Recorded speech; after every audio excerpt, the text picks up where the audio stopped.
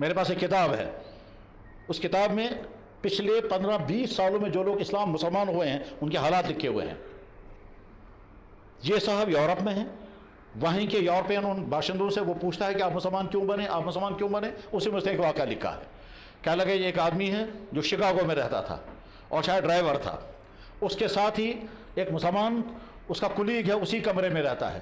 جب کووڈ آ گیا تو یہ انگریز ڈرائیور اس سے کہتا ہے دیکھو تم جب اندر آتے ہو تو ہینڈ واش کیا کرو، تم آتے ہو ہینڈ واش نہیں کرتے۔ اس مسلمان نے کہا ہم تو دن میں 5 مرتبہ ہینڈ واش بلکہ 10 مرتبہ کرتے ہیں۔ اس نے کہا کہاں؟ کہنے لگا ہم کھانا کھانے سے پہلے ہاتھ دھوتے ہیں، پھر ہم کو نماز پڑھنی ہوتی ہے تو پورا ہاتھ منہ دھوتے ہیں، ہم جب استنجا کریں گے تو پہلے ہاتھ منہ دھوتے ہیں، تو کھانے سے پہلے، کھانے کے بعد، نماز کے لیے تو یہ الپل 10 مرتبہ ہینڈ واش ہو جاتا ہے، الگ سے ہینڈ واش کرنے کی ضرورت نہیں ہے۔ اس نے کہا یہ کب سے کر رہے ہو؟ اس نے کہا ہمیشہ سے۔ اس نے کہا کیوں کرتے ہو؟ اس نے کہا ہمارے نبی نے کہا۔ اس نے کہا وہ نبی کہاں ہے، میں ان سے ملنا چاہتا ہوں۔ اس نے کہا وہ آج ہے ہی نہیں، وہ تو 1500 سال پہلے تھے۔ اس نے کہا ٹھیک ہے تو کیسے مجھے پتہ چلے گا؟ اس نے کتاب لا کے دی، اور مزیدار بات یہ ہے کتاب لا کر دی سیرت کی کتاب۔ اور سیرت کی کتاب کس نے لکھی ہے؟ ایک شخص ہے، اس کا نام ہے کپور لال گابا۔ یہ 1920-21 کا آدمی ہے، کنہیا لال گابا۔ کنہیا لال گابا اس نے کتاب لکھی، یہ تھا کیمبرج میں سیرت کا مطالعہ کیا۔ سیرت کا مطالعہ کرنے کے بعد پھر اس نے کتاب لکھ، پھر مسلمان ہو گیا، اور مسلمان ہو گیا تو علامہ اقبال نے اس کا نام رکھا خالد لطیف گابا۔ پہلے بھی لکھتا تھا KL گابا اور اب بھی لکھتا ہے KL گابا۔ اس نے ڈاکٹر صاحب سے کہا کہ جناب میرا نام آپ ایسا رکھیں کہ KL گابا سٹینڈ رہنا چاہیے، اب میں کنہیا لال ہوں KL گابا، آگے میرا نام ایسا رکھ دیں کہ KL گابا برگ۔ تو انہوں نے کہا ٹھیک ہے خالد لطیف گابا۔ گابا اس کی ذات ہے، بامبئی کے رہنے والے تھے، ٹھیک ہے۔ اس نے کتاب لکھی دا پرافٹ آف ڈیزرٹ۔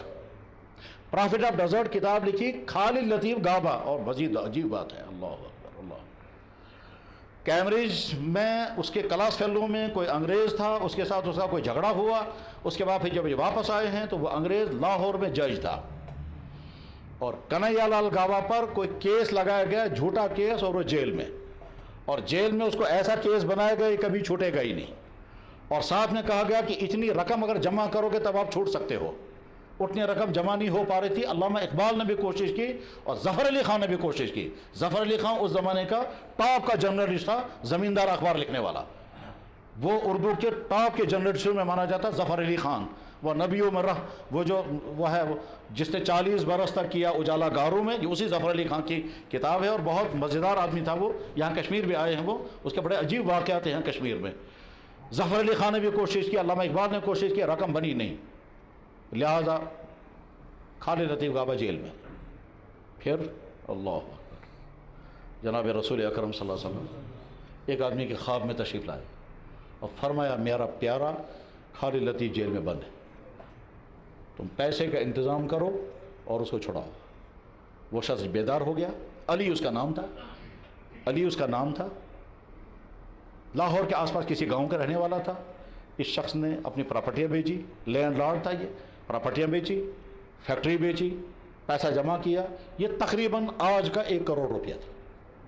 یہ پیسہ جمع کیا اور کورٹ میں جا کر کے اس نے کہا میں ضمانت دیتا ہوں خالد لطیف۔ تو خالد لطیف باہر آ گیا تو لاہور کی جامع مسجد میں، جہانگیر بادشاہ کی بنائی ہوئی لاہور کی جامع مسجد، اس میں کھڑے ہو کر اس نے اعلان کیا مجھے میرے نبی نے چھڑوایا۔ اس کے بعد اس کی حالات بڑی دلچسپ ہیں۔ یہ کتاب اس انگریز کو ملی جو کہہ رہا تھا نا یہ ہاتھ دھونا کہاں ہے۔ اب جب اس نے کتاب پڑھی تو پھر اس کے بعد اس نے دوسری کتاب پڑھی، اس کتاب میں لکھا ہے وضو کا بیان، کھانا کھانے سے ہاتھ دھونے کا بیان، پھر استنجا کا بیان، ہر جگہ ہاتھ لکھنا۔ اور اس بیچ میں جب اس نے ساری سیرت پڑھی تو مسلمان ہو گیا۔ پہلے اس کا نام تھا، مجھے اس ذہن میں نام نہیں، اب اس کا نام عبداللہ ہے، پہلے اس کا نام کچھ انگریز نام تھا، آج اس کا نام عبداللہ ہے۔ اس سے جب پوچھتے ہیں آپ مسلمان کیسے ہو گئے، کہنے لگے پرافٹ محمد نے فرمایا تھا ہینڈ واشنگ کرو، اسی سے میں مسلمان ہوا۔ کتابیں موجود ہیں، کہتے ہیں ہینڈ واشنگ سے میں اسلام تک پہنچا۔ تو میرے نوجوان بھائیوں، ایک تو اپنی ایمان کی حفاظت، اپنی کیریکٹر کی حفاظت۔ ڈرگز آپ کا پیچھا کر رہا ہے اور نہ جانے کتنے لوگ کوششیں کر رہے ہوں گے اپنے پیسے کے لیے یا دوسرے کسی مقصد کے لیے کہ یہاں کا نوجوان اس میں پھنس جائے۔ مالدار گھروں کے بچے تباہ ہو گئے، میرے سامنے لڑکا آ کر کے رو کر کے کہتا ہے میں نے 40 لاکھ روپے کی براؤن شوگر پی ہے، اور بلک بلک کر رونے لگا، اس کی صحت ختم ہو چکی ہے۔ میرے پاس ایک ماں آئی، کہنے لگا فلانے خاندان کی ہے، شوہر میرا مر چکا ہے، اتنے کروڑوں کی پراپرٹی چھوڑ کر کے گیا، یہ بچہ ہے، اس نے 2 کروڑ روپے کی چرس پی ہے، اور بچہ ساتھ تھا۔ میرے بھائیوں، غلط ریلیشن، میوزک، ڈانس، فیشن، فضول خرچی، موبائل کا غلط استعمال، یہ ساری چیزیں بڑی مزیدار ہیں لیکن آپ کی جوانی کے لیے زہر ہے، اور یہ زہر اس وقت میٹھا لگے گا لیکن آگے چل کر کے آپ کی زندگی کو تباہ کر دے گا۔ آج ہی میرے پاس ایک صاحب آئے، کہنے لگے اس وقت غم اگر ہے تو اس بات کا ہے میرے بچے بگڑ نہ جائیں۔ کیوں بگڑ جائیں گے؟ کہنے لگے صاحب کالج ہے، اسکول ہے، کوچنگ سینٹر ہیں، گھر سے باہر ہیں، کوئی بھروسہ نہیں، کہاں کیا کریں گے۔ اور یہ وہ بات ہے کہ ہمارے نبی کو سب سے زیادہ فکر اسی بات کا تھا۔ ایک تو فکر تھا میری امت کے علماء بگڑنے نہیں چاہیے، کیونکہ علماء بگڑیں گے اس کی وجہ سے امت میں تباہی آ جائے گی، جیسا بہت سارے علماء کا کام اس وقت صرف مسلمانوں کو لڑانا ہے، اور ان چھوٹے چھوٹے مسئلوں پر جن کا اسلام کو کوئی نفع ہونے والا نہیں، ان پر ساری ان کی انرجی لگ رہی ہے، ان کے سپیچ اسی پر ہیں۔ نادان ہے وہ علماء جو یہ بھی نہیں سمجھتے کہ اس وقت امت کے اصل مسائل ہیں کیا۔ تو علماء کے بگاڑ کا خطرہ تھا نبی کو، حکمرانوں کے بگاڑ کا حضور کو خطرہ تھا، اور نمبر 3 جوان۔ اللہ کے نبی کو جن باتوں کا سب سے زیادہ فکر تھا ان میں اہم ترین تھا جوانوں کا مسئلہ۔ حضور بار بار بڑے غمناک انداز میں کہتے تھے یا معاشر الشباب، اے جوانوں۔ غم کے ساتھ آپ نے فرمایا کیا ہوگا اس وقت میری امت کا جب میری امت کے جوان بگڑ جائیں گے۔ صحابہ کرام نے پوچھا آپ سب بگڑ جائیں گے؟ حدیث کے الفاظ سناتا ہوں میں، کیف بکم، کیا بنے گا تمہارا، اذا طغى نساؤکم، جب تمہاری عورتیں سرکش ہو جائیں گی، یعنی بے پردہ، فیشن، آوارگی، شوہر کی بے وفائی، غلط تعلقات، اور نہ جانے کیا کیا، فضول خرچیاں، شوہر سے غلط ڈیمانڈیں، یہ سب کچھ ہوگا۔ شوہر ساری چیزیں خرچ کر رہا، آخر میں پھر بھی کہے کہ نہ کیا کرو سے، نہ کیا جتو سے۔ تو عورتیں آوارہ ہو جائیں گی، وَفَسَقَ فِتْيَانُكُمْ، اور تمہارے نوجوان فاسق اور فاجر بن جائیں گے۔ صحابہ کرام نے تعجب کے ساتھ کہا یا رسول اللہ ایسا بھی ہوگا؟ حضور نے فرمایا ہاں ایسا ہوگا، فرمایا بلکہ اس سے زیادہ برا ہوگا۔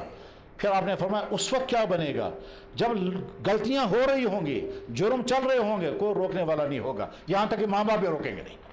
ماں باپ کو محسوس ہو رہا ہوگا لڑکی غلط راستے پہ جا رہی ہے، اس کی ہر چیز ڈاؤٹ فل ہے، یہ بہت دیر باتھ روم میں چھپتی ہے، یہ چھپ کر کے بات کرتی ہے، یہ چچڑی لگا کر کے موبائل یوز کرتی ہے، یہ بہت دیر سے آتی ہے، یہ نہ جانے کہاں رہتی ہے۔ ماں باپ پھر بھی نہیں پوچھیں گے، پرواہ نہیں کریں گے یہ تھی کہاں، بلکہ اس سے آگے بڑھ کر کے اپنی بیٹیوں کو بھیجیں گے غیروں کے ساتھ۔ کہاں جا رہے ہیں؟ ٹور میں۔ کتنے دن کے لیے؟ 15 دن۔ کتنے دن کے لیے؟ 2 مہینے۔ 2 مہینے کے ٹور کے لیے خوبصورت جوان لڑکی اجنبی مردوں کے ساتھ جا رہی ہے، اور وہ بھی مسلمان ہیں، اکثر غیر مسلم، اور والدین خوش ہیں۔ بلکہ اتنی غمناک داستانیں سامنے آتی ہیں، اللہ اکبر اللہ۔ جناب مجھے وہیں باہر سے وہ لڑکے فون کرتے ہیں کشمیری، کہنے لگا جی کچھ مت پوچھئے، ہماری کشمیر کی لڑکیوں کے یہاں کیا برا حال ہے اور وہ کیا کیا کر رہی ہیں۔ تو اللہ کے نبی نے فرمایا تھا ایک وقت آئے گا کہ نوجوان لڑکے اور لڑکیاں بگڑ جائیں گی، روکنے والا کوئی نہیں ہوگا۔ پھر آپ نے فرمایا اس سے زیادہ برا ہوگا کیا کہ لوگ کہیں گے یہ اگر کرو تو بہت اچھے، حالانکہ وہ جرم ہوگا، اور اگر تم نے یہ کیا تو کچھ بھی نہیں، حالانکہ وہ نیکی ہوگی۔ یعنی ایسے ماں باپ بھی ہوں گے جو کہیں گے یہ لڑکی سیدھی سادھی ہے، یہ کہاں لائے گی، حالانکہ وہ پاک دامن ہے، شریف ہے، بے پردہ نہیں ہے، یہ کہاں لائے گی۔ اور جو لڑکی بالکل فرینک ہو گئی دبنا، ہاں یہ کیا کہہ رہی قیامت کے، یہ کیا فرینک ہو گئی، کیا بات، آگے بڑھو۔ آگے بڑھو کا مطلب چاہے تمہاری قسمتیں لوٹ جائیں، چاہے تم نہ جانے کیا کیا کرو، مگر لڑکی آگے بڑھ رہی ہے۔ تو میرے بھائی میں پھر کہنا چاہوں گا تمام والدین جن کے گھروں میں جوان بیٹیاں ہیں، میرے بھائیوں اپنی بیٹیوں کے ان ڈگریوں کے چکر میں مت رہنا جن ڈگریوں کی قیمت عصمت کے کھونے کے نتیجے میں سامنے آئے گی۔ اور بھائیوں سے کہنا چاہوں گا تمہاری گھروں کی تمہاری بہنیں جن کو اللہ نے سب کچھ عطا کیا، صحت بھی، حسن بھی، خوبصورتی بھی، ذہانت بھی، مگر ایسا نہ ہو کہ تمہاری بہنیں وہ کچھ کریں گے جو تم سن بھی نہیں سکو گے، وہ کچھ کریں گے جو تم برداشت بھی نہیں کر سکو گے۔ آج کے مسلمانوں کا اہم ترین مسئلہ یہ ہے کہ نئی نسل کا ایمان بچے، یہ آگے چل کر کے کسی گمراہی کا شکار نہ ہو، یہ آگے چل کر کے کسی ایتھیزم کا شکار نہ ہو، یہ آگے چل کر کے بیڈ کیریکٹر نہ بنے، یہ آگے چل کر کے کرپٹ انسان نہ بنے، یہ آگے چل کر کے بدماش نہ بنے، چور نہ بنے، یہ آگے چل کر کے زناکار نہ بنے، یہ آگے چل کر کے وہ نہ کریں کہ جب ایک صاحب نے مجھے کہا میں فلانے سکول سے بول رہا ہوں، میں نے کہا حکم فرمائیں، کہنے لگا مجھے جی چاہتا ہے سکول کو آگ لگاؤں، میں نے کہا کیوں؟ کہنے لگا میں دیکھتا ہوں یہاں کے ٹیچر یہاں کی 9th اور 10th کلاس کی لڑکیوں کو کہتے ہیں ہم فرسٹ ڈویژن سے پاس کریں گے، آپ کو فلانی چیز بھی کرنی پڑے گی۔ اس فلانی چیز کا میں تذکرہ نہیں کرنا چاہتا، اس دور سے ہم زندگی گزار رہے ہیں۔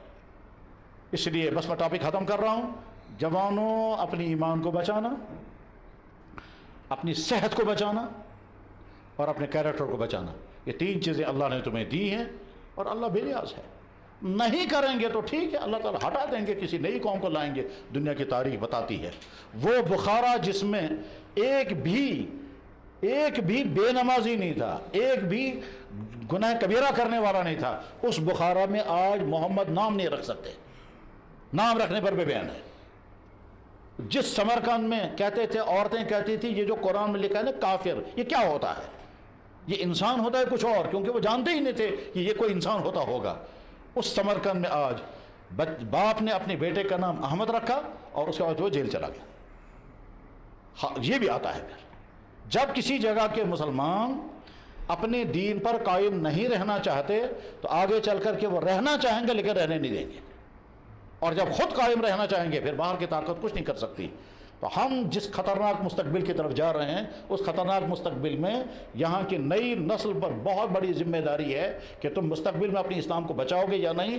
میرے بھائیوں، کشمیر میں اسلام آیا جس میں 2-3 مرحلے ہیں، ان مرحلوں میں سے ایک مرحلہ یہ تھا کہ شاہ ہمدان کے صاحبزادے میر محمد ہمدانی جو کشمیر آئے ہیں وہ 22 سال کا لڑکا تھا، اور یہاں کا بادشاہ اس وقت سلطان سکندر تھا۔